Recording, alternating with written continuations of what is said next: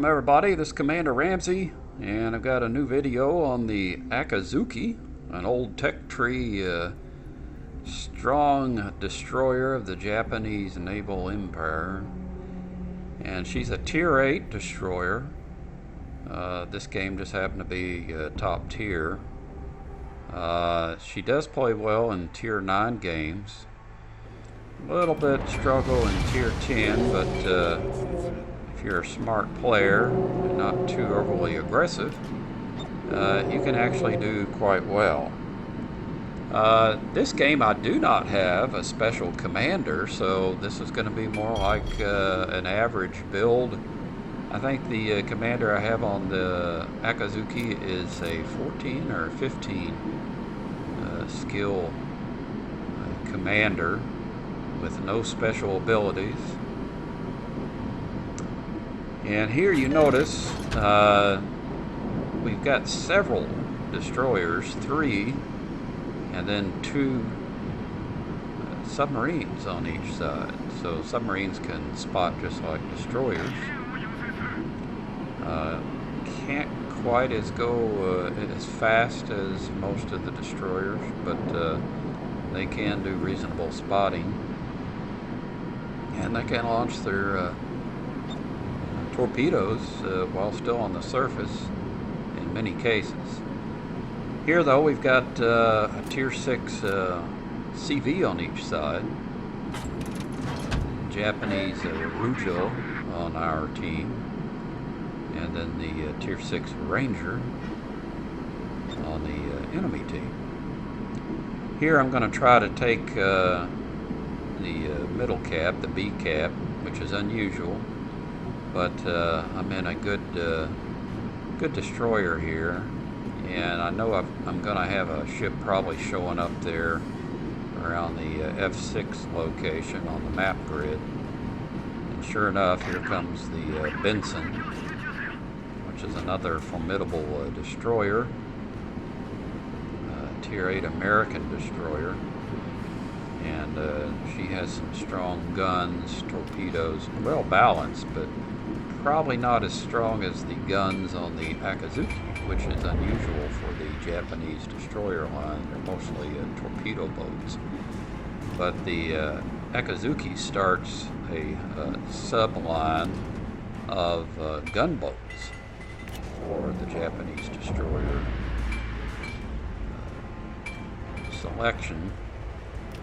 Here I'm trying to get before I set my smoke, I'm trying to spot, possibly set off my torpedoes. My radio location is showing the Benson coming in from an angle. Kind of changed his approach, but I start putting out my guns and putting my smoke forward. Since I'm broadside, I didn't want to show too much of an easy target. I go ahead and set some torpedoes at an angle, hoping to get them past the rocks. And he pulled up a little bit too far, and I sent him back to port. However, here comes the Tago in an aggressive move for a cruiser. He's got me detected with the Hydro. Tago's a very strong ship, so I proceed to try to get out of the captain very quick, call for help. Fortunately, I have the friendly North Carolina moving into position, which is more than adequate to take out the Tago. I'm still spotted, so I'm going to try to kite away at an angle, but try to get my torpedoes launched. That's what makes the Akizuki unusual, is the first gunboat in the Japanese destroyer line. She has actually 2 sets of torpedoes.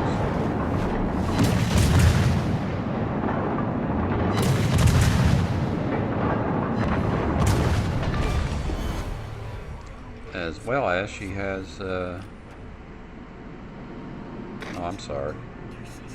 I'm sorry, she doesn't have 2 sets of torpedoes. My mistake. She has the torpedo reload booster, which effectively is almost as good as having 2 sets of torpedoes. And the thing is, you don't go very long before it resets, so it does make the Akizuki a very strong destroyer for Tier 8. You've got, you can see them there, multiple main batteries, which makes it very effective for a torpedo boat, as well as a gunboat. I'm going to try to move back in here and take the B cap so I can get some extra XP credit. Did take quite a bit of damage, down to about 50%, but I did take out 2 of the boats, one with some help on the Otago. But 1 torpedo hit on each boat did help. I'm going to try to capture B and move toward the A cap.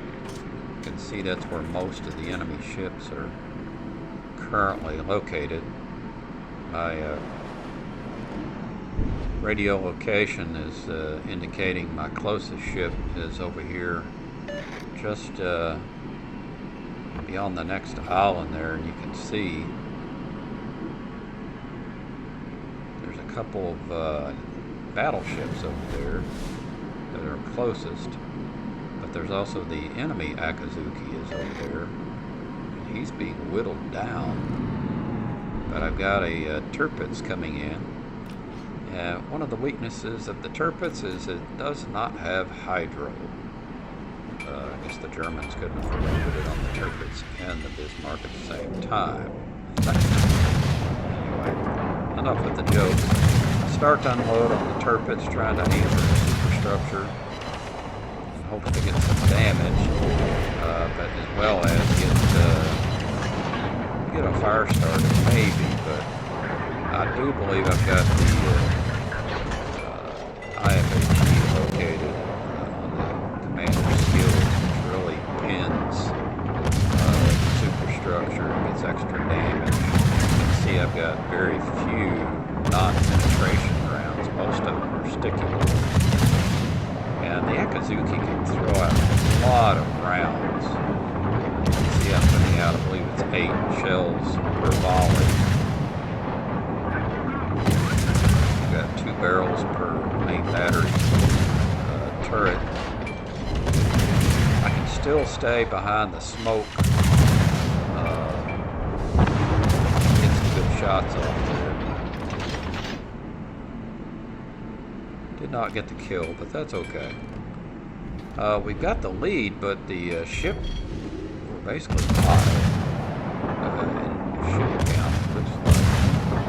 So it's anybody's game at this point. Not a very big point spread. We continue to bombard the King George, try to get some extra points. You can get off practically 4 volleys in the air at one time with this ship when you're shooting at distance, and that's amazing for a Tier 8 ship.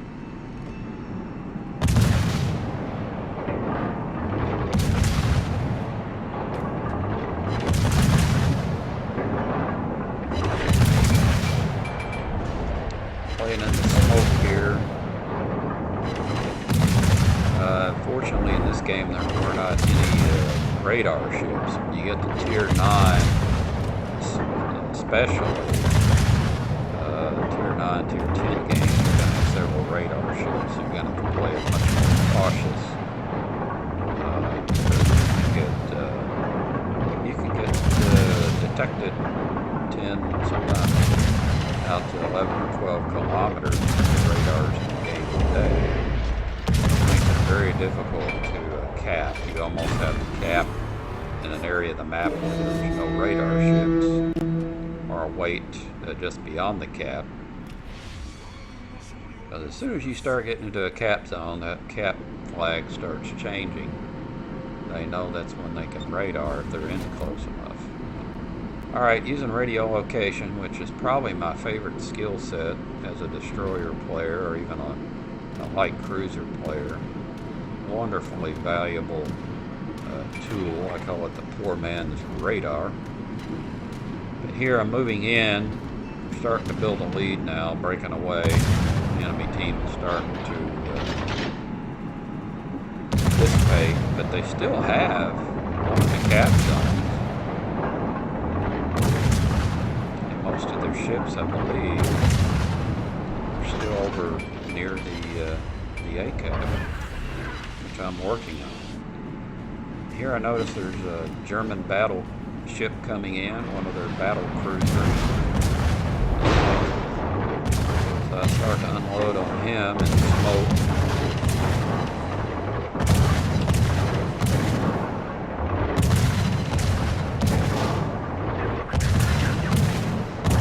Doing some pretty good damage on the superstructure.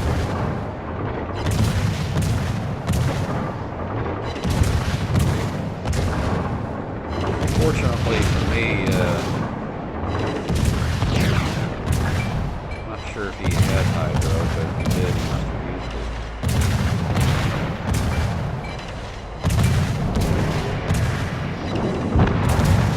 it. So somebody else gets the kill, but that's okay. We pretty much got the game under control.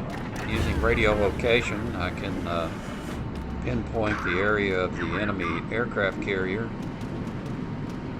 The enemy destroyer, the Kagero, he must be hanging out trying to chase our aircraft carrier. He hasn't been seen in quite some time, and it looks like he's taken little or no damage. So I've hit my speed boost, which is quite handy to move out toward the Ranger. Stick around, because you've got to see this. This is something that doesn't happen too often. Stick around and watch. This is interesting. You don't see it too often. He does spot me here in just a minute. I'm thinking he's going to pop up on the right side of this island. No doubt the island is not inhabited, so we're getting pretty far out from the main body of islands. So I don't have any, they used to call those guys that would radio do spotting for you with radios. A lot of times they weren't even in the military. They were citizens who joined the Coastal Watch, I think is what they used to call them. They were quite valuable over in the Pacific region, on those thousands of islands in the Pacific, and they were very beneficial for the Allied forces.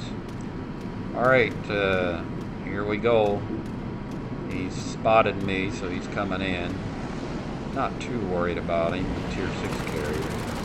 But notice I've got my HE shells.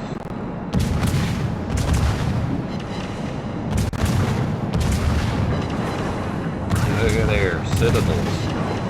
Citadels.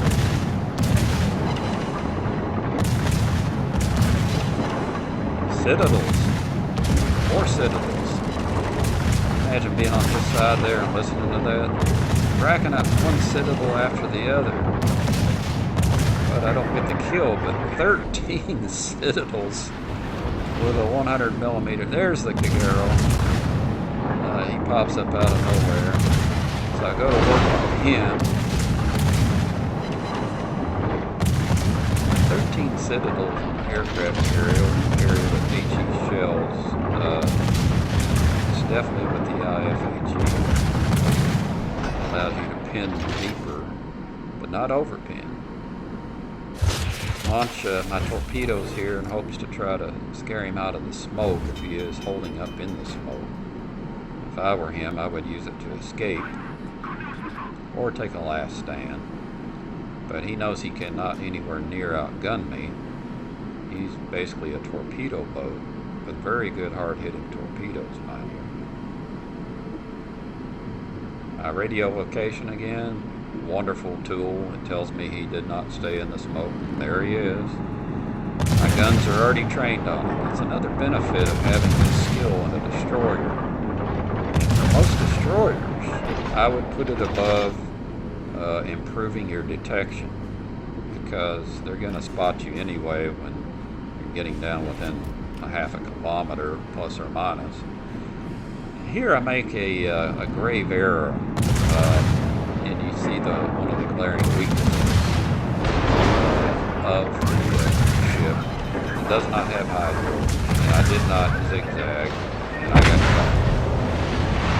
caught. Unfortunately, I got caught. So anyway, the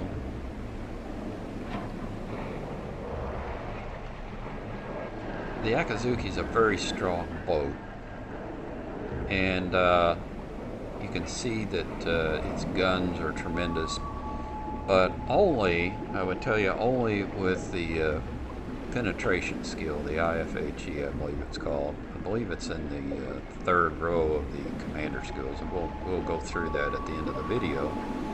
But if you do not get that, you're going to have a lot of ricochets, broken shells, etc. No surprise we get the victory. I think I would have had him if he had stayed in spotting range a little bit longer. My fault though for getting torpedoed, that's no doubt. Anyway, we'll move on here and take a look at the summary of the battle. Not too bad, almost 125,000 damage, but you know, that's not unreasonable when you're the top tier. When you get into a tier 9 game, you still should be able to score about 80,000 in this boat if you play it smartly. Got a few planes shot down. 426 shells, 3 defended, 1 assisted capture, devastating strike, and then also earned Confederate. Did a lot of damage across multiple boats, but that 13 Citadels really stands out. Unbelievable. Did get a very good score, XP score, which actually contributed to good credits and XP. Tirpitz, our Tirpitz, he played well. The Akizuki, they're so close to Akizuki. Yeah, I digress with my language pronunciation. When you got a brain disease, it's hard to do as well as you used to. But I put down a worthy adversary. The Kagero played great, given his circumstance. Alright, there's King George damage there, destroyed by fire. The Otago, destroyed by a torpedo. The Benson destroyed there by a torpedo. Caught them both off guard. They were a little too overly aggressive. A lot of damage on the Ranger due to those Citadels. Tirpitz there, a lot of damage just by a main battery, of course. Same with the Zeiton. Yeah, damage goes on there. The Kagero, though, I didn't get too many shells on him. He did a good job at dodging, in my misinterpretation of what he was doing. Got about a little over 400,000 credits. Remember, this is a tech tree ship. It's not a premium ship. 19,000 ship XP, almost 20,000 commander XP, which is great to have. So overall, a really above average game in this ship. It is fun to play. It's got good handling. The guns are great. With the torpedo, rebooster there, it's almost like having 2 sets of torpedoes. There's my ship build. Nothing really surprising, pretty standard until you get to the 4th slot. And I choose the propulsion modification, which is very helpful getting in and out of smoke and leaving. Concealment I use there to get my concealment down to a respectable level. On signals, I use quite a few of them there. You can see them. Nothing unusual though for this boat. I didn't put the heavy duty bonus flags this time because I'm still playing with this ship with a commander that's only at 14 skill points, so I like to save the blue ones for my more seasoned commanders, which improves the chances. But should have used them there. I'd have had a good game. And here's my build for a 14 commander, a 14 skill point commander. There's the IFHE and radio location, as well as I did use the detection. So I had double detection to get my concealment down to a respectable level. I think it's around 6.2 kilometers.